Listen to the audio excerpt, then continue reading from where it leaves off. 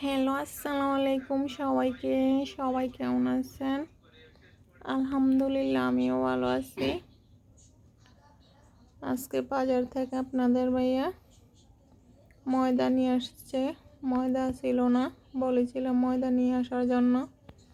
দুধ নিয়ে আসছে, ধনিয়ার গুঁড়া নিয়ে আসছে বিরিয়ানির মশলা, নিয়ে আসছে চিনি, আরও নিয়ে আসছে ডিমগুলো এখন আমি গুছিয়ে ফ্রিজিং করে রেখে দেব।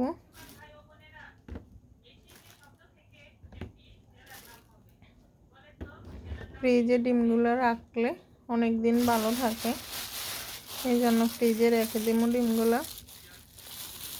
আজকের বাজার এগুলোই, ভাবলাম একটু ভিডিও করে নেই।